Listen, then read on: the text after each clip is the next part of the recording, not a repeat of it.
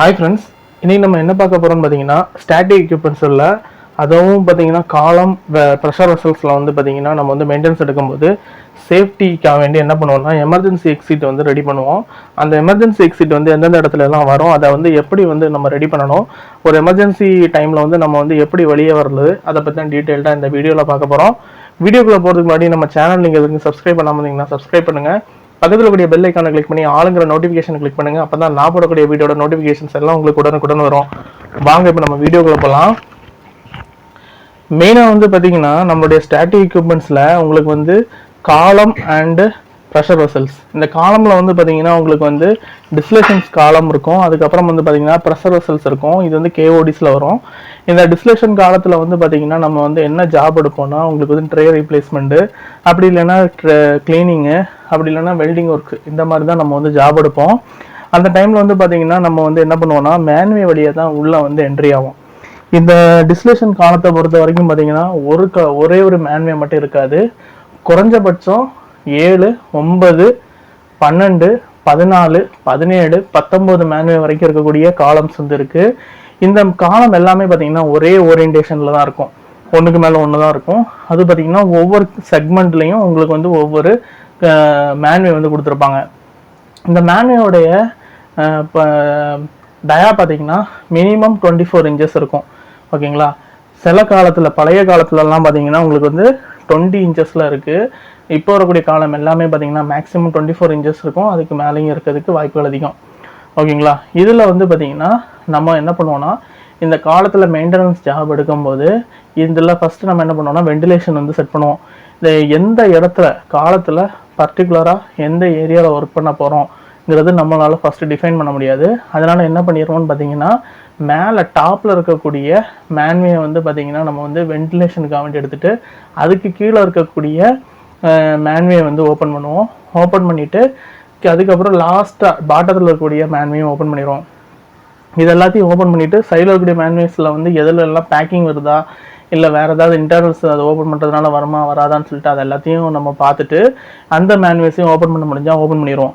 ஓகேங்களா, அப்புறம் வெண்டு வந்து பார்த்திங்கன்னா வெண்டுக்கு மேலே வந்து பார்த்திங்கன்னா உங்களுக்கு வந்து ஒரு மேன்வே ஆறு ஹேண்ட் ஹோல் இருக்கும், அதையும் வந்து ஓப்பன் பண்ண முடிஞ்சுன்னா ஓப்பன் பண்ணிடலாம்.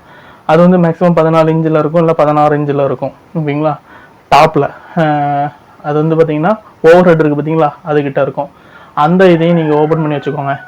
இதில் வந்து நம்ம என்ன பண்ணுவோம்னா டாப் பொசிஷனில் வந்து வெண்டிலேஷன் கொடுப்போம், அதே மாதிரி பாட்டம்லேயும் வந்து வெண்டிலேஷன் கொடுப்போம். வெண்டிலேஷன் வந்து எதுக்கு என்னென்ன கொடுப்போம்னு பார்த்தீங்கன்னா உங்களுக்கு வந்து ஏர் ப்ளோவர்ஸ் வந்து வைப்போம், அப்படி இல்லைன்னா நாசில்ஸ் வைப்போம், அதாவது வெஞ்சுரி எஜெக்டர் வைப்போம். ஓகேங்களா, ப்ளோவர் வந்து என்ன பண்ணுன்னு பார்த்தீங்கன்னா வெளியில் உள்ள காற்றை வந்து சக் பண்ணி உள்ளே வந்து ஹை வெலாசிட்டியில் வந்து உள்ளே தள்ளும். இது வெஞ்சுரி என்ன பண்ணுன்னா உள்ளே இருக்கக்கூடிய அன்வான்ட் வந்து ஏரை வந்து அதாவது சர்க்குலேட்டட் ஏரை வந்து பார்த்திங்கன்னா வெளியே தள்ளுறதுக்கு வந்து இந்த வெஞ்சுரி வைப்போம். அப்போ பாட்டத்தில் இருந்து ப்ளோவர் ஏரும் டாப்பில் இருந்து நம்ம வந்து வெஞ்சுரியும் வைப்போம். இதனால் என்ன ஆகும்னா உள்ளே வந்து உங்களுக்கு வந்து ஒரு நேச்சுரல் சர்க்குலேஷனில் வந்து ஏர் வந்து மூவ்மெண்ட் வந்து இருந்துகிட்ருக்கும். இது போக உங்களுக்கு வந்து சில சம்மர் சீசனில் வந்து நம்ம வந்து பார்த்திங்கன்னா காலம் மெயின்டெனன்ஸ் எடுத்தோம்னா உள்ளே வந்து ஹெச்பிஎஸ்சியோட டக்ட் வைப்போம். ஓகேங்களா, இதெல்லாம் வந்து பார்த்திங்கன்னா உங்களுக்கு வந்து வெண்டிலேஷன் பிளான் சொல்லுவோம். இந்த வெண்டிலேஷன் பிளான் இல்லாமல் மேனுவலில் வந்து எப்படி மேன் பவர் வந்து உள்ள என்ட்ரி ஆகும். இப்போ நம்ம வந்து ஜாப் எடுக்க போகிறோம்னா அந்த ஜாபில் வந்து கன்ஃபைன் ஸ்பேஸாக தான் இதை வந்து நம்ம வந்து எடுப்போம். அப்போ அந்த காலத்துக்குள்ளே எத்தனை பேர் போகணும் சொல்லிட்டு இருக்குது. இப்போ 24 இன்ச்சஸ் மேன்வே அதில் வந்து பார்த்திங்கன்னா நம்ம வந்து என்ன ஒர்க்கு பண்ண போகிறோம் அதை பேஸ் பண்ணி மேக்ஸிமம் பார்த்திங்கன்னா 4 மெம்பர்ஸ் வந்து அலோடு. அதுக்கு மேலே வந்து போனோம்னா நம்ம வந்து ஏரியா இன்ஜினியரில் வந்து நம்ம அப்ரூவல் வாங்கணும். வாங்கி ரெஸ்கியூ டீம் பர்மிஷன் எல்லாமே கேட்டு முடிச்சதுக்கு அப்புறம் தான் நம்ம வந்து உள்ள என்ட்ரி பண்ண முடியும். இதை வந்து பார்க்குறதுக்கு வந்து யார் இருப்பாங்கன்னு பார்த்தீங்கன்னா உங்களுக்கு வந்து கன்ஃபைன் ஸ்பேஸ் அட்டெண்டர் வந்து உட்காந்துருப்பாங்க. ஓகேங்களா, இந்த இதுபடி நம்ம வந்து ஆளுங்களை உள்ளே இறக்குவோம். உள்ளே இறக்கிட்டு நம்ம என்ன பண்ணுவோம்னா இந்த காலத்தில் வந்து பார்த்திங்கன்னா மேலேருந்து கீழே தான் நம்ம வந்து எப்போவுமே போகணும். அதுதான் வந்து பார்த்திங்கன்னா சேஃபு. எதனால் சேஃப்னு சொல்கிறோன்னு பார்த்தீங்கன்னா கீழே இருந்து மேலே போகும்போது ட்ரேஸோடைய நிலமை வந்து எப்படி இருக்குன்னு தெரியாது. அது வந்து கொலாப்ஸ் ஆகிருக்கா இல்லை வந்து நம்ம தொட்டோட கொலாப்ஸ் ஆக போகுதான்னு சொல்லிட்டு எதுவுமே தெரியாது. அதனால தான் நம்ம வந்து ஒரு மேன்வே வந்து ஒரு காலத்தை ஓப்பன் பண்ணும்போது டாப் மேன்வே ஓப்பன் பண்ணி அது மூலமாக தான் நம்ம வந்து கீழே இறங்குவோம். ஓகேங்களா, அப்போது டாப் மேன்வே வந்து ஓப்பன் பண்ணிவிட்டு கீழே வந்து பார்த்திங்கன்னா போகிறதுக்குள்ள மேன்வேல வந்து இன்டர்னல் மேன்வேஸ் இருக்கும், அந்த மேன்வேஸ் வந்து ஓப்பன் பண்ணணும். அது வந்து பார்த்தீங்கன்னா உங்களுக்கு வந்து ஒரு இடத்துல மட்டும் இருக்காது. அந்த உங்களுடைய காலத்தோடைய டயாமீட்டரை பொறுத்து குறைஞ்சது 2லேருந்து 4 இடத்துல வந்து உங்களுக்கு பார்த்தீங்கன்னா மேன்வே இருக்கும். ஓகேங்களா, இன்டர்னல் மேன்வேஸ். அந்த மேன்வேஸை எல்லா மேன்வேயும் நம்ம வந்து ஓப்பன் பண்ணிடணும். ஓப்பன் பண்ணதுக்கு அப்புறம் வந்து பார்த்தீங்கன்னா மேலேருந்து கீழே வந்து 1 பை 1 வந்து கீழே போகணும். அப்போது அந்த லைனில் இருக்கக்கூடிய எல்லா இன்டர்னல் மேன்வேஸையும் நம்ம வந்து ஓப்பன் பண்ணி வைக்கிறோம். ஓகேங்களா, ஓப்பன் பண்ணி வச்சுட்டு எந்த செக்மெண்ட்டில் ஒர்க் பண்ண போகிறோம் அந்த அந்த செக்மெண்ட்டுக்கு நியர்பையில் இருக்கக்கூடிய இடத்துல எந்த ஒரு அப்ஸ்ட்ரக்ஷனும் இருக்கக்கூடாது.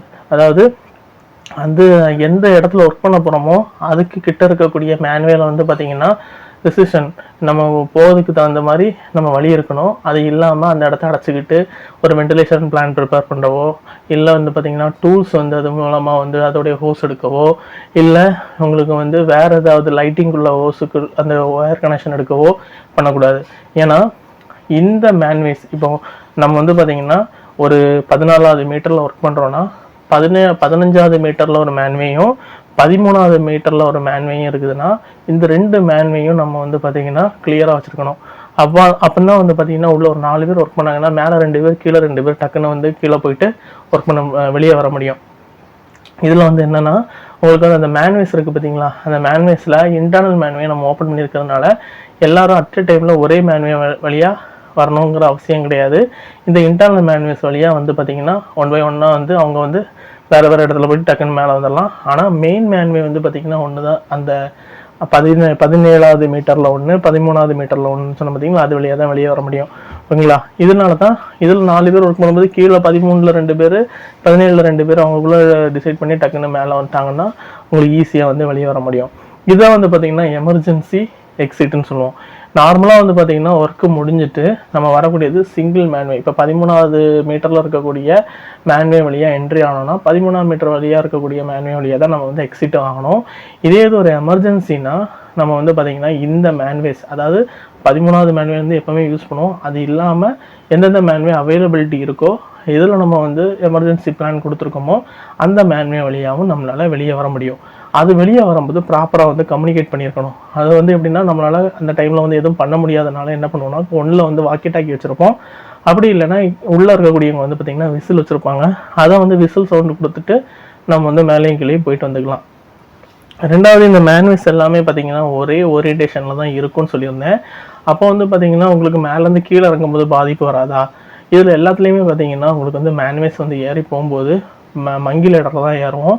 மங்கி லேடரில் வந்து பார்த்திங்கன்னா உங்களுக்கு வந்து ஒரே மாதிரி இருக்காது, ஒரே நீளத்தில் வராது. அது வந்து பார்த்திங்கன்னா பிளாட்ஃபார்ம் வந்து ஒவ்வொரு இதுவும் ஒவ்வொரு ஸ்டெப்பு ஓரியன்டேஷன் வந்து மாற்றி கொடுத்துருப்பாங்க. அப்போ என்ன ஆகும்னு பார்த்திங்கன்னா நம்மளுக்கு வந்து 17வது மேன்வே வந்து பார்த்திங்கன்னா உங்களுக்கு வந்து ஒரு டைமில் வந்து வெஸ்ட் சைடில் இருக்கலாம். அந்த பிளாட்ஃபார்ம் அது வழியாக வந்து நீங்கள் வந்து டவுன் வர மாதிரி இருக்கும். இது 17வது மேன்வேல வந்து பார்த்திங்கன்னா ஈஸ்ட் சைடில் வந்து உங்களுக்கு வந்து இந்த பிளாட்ஃபார்ம் வழியாக போய் இறங்குற மாதிரி இருக்கும். ஓகேங்களா, இதெல்லாம் தான் வந்து பார்த்திங்கன்னா சேஃப் ஆட்டு வெளியே வர்றது. இது வந்து எமர்ஜென்சி எக்ஸிட்டு. ஓகேங்களா, இது வந்து காலத்தில். இதே இது ஒரு ப்ரெஷர் வெசலில் வந்து நம்ம பார்க்குறோன்னா மேக்ஸிமம் ப்ரெஷர் வெசலில் பார்த்திங்கன்னா ஒரு மேன்வே இருக்கும். அந்த டைமில் வந்து நம்ம வந்து பார்த்திங்கன்னா அந்த மேன்வேஸ் வழியாக தான் வெளியே வர முடியும். ஆனால் அதை என்ன பண்ணுவோம்னா அதோடைய ஹைட்டை பொறுத்து நம்ம டெம்பரரி ஸ்கஃபோல்டிங் வந்து பார்த்திங்கன்னா பிளாட்ஃபார்ம் மாதிரி ரெடி பண்ணுவோம். ரெடி பண்ணிவிட்டு அந்த மேன்வே பக்கத்துலேருந்து வெளியே கீழே இறங்கி வர்றதுக்கு வந்து பார்த்திங்கன்னா நம்ம வந்து 2 சைடும் வந்து உங்களுக்கு வந்து வாக்வே வந்து கொடுக்கணும். அதே மாதிரி பார்த்திங்கன்னா டெம்பரரி பிளாட்ஃபார்ம் போடும்போது அதை சுற்றி ஹேண்ட் ரைல்ஸ் இருக்கணும். ஹேண்ட் ரைல்ஸுக்கு வந்து பார்த்திங்கன்னா ஃபாலர் அஸ்டர் வந்து பார்த்திங்கன்னா அந்த லேடர் பக்கத்தில் வைக்கணும். ரெண்டாவது உங்களுக்கு வந்து பிஞ்ச் பாயிண்ட்ஸ், அதில் வந்து பார்த்திங்கன்னா ஷார்ப் எட்ஜஸ் இருந்துச்சுன்னா அதை வந்து லாக் பண்ணுறதுக்காக வேண்டி நம்ம வந்து என்ன பண்ணியிருப்போம்னா அதில் வந்து அந்த ஷார்ப் எட்ஜஸை வந்து க்ளோஸ் பண்ணுற மாதிரி கேப்ஸ் வந்து போட்டிருக்கணும்.